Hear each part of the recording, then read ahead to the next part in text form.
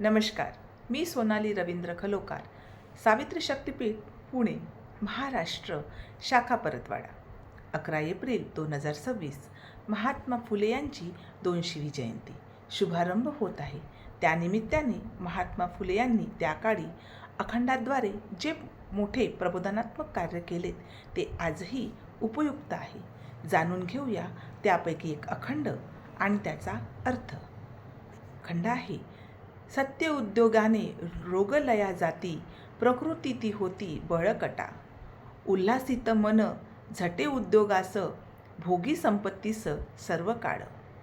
सदाचार सौख्य त्याची सेवा करी, शांतता ती वरी आवडीने. नित्य यश देई त्याच्या उद्योगास, सुख सर्व त्रास ज्योती म्हणे. जाणून घेऊया या ओळींचा अर्थ. जो मनुष्य प्रामाणिकपणे मेहनत करतो त्याचे रोग दूर होतात, त्याची प्रकृती चांगली राहते आणि शरीर मजबूत बनते.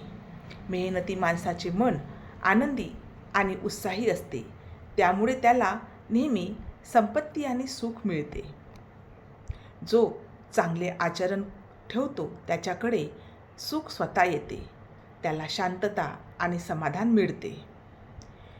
मेहनती माणसाला नेहमी यश मिळते, तो स्वतः सुखी राहतो आणि इतरांनाही सुख देतो, असे येथे ज्योतिबा सांगतात.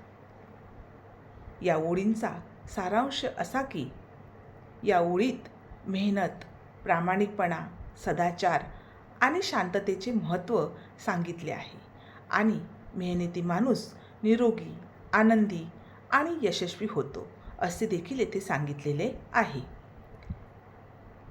महात्मा फुले यांनी दिलेला हा संदेश आजही उपयुक्त आहे आणि तो आपण आपल्या जीवनात अंगीकारला पाहिजे, अशी मी सावित्री शक्तीपीठ पुणे, महाराष्ट्राच्या वतीने आपणास विनंती करते.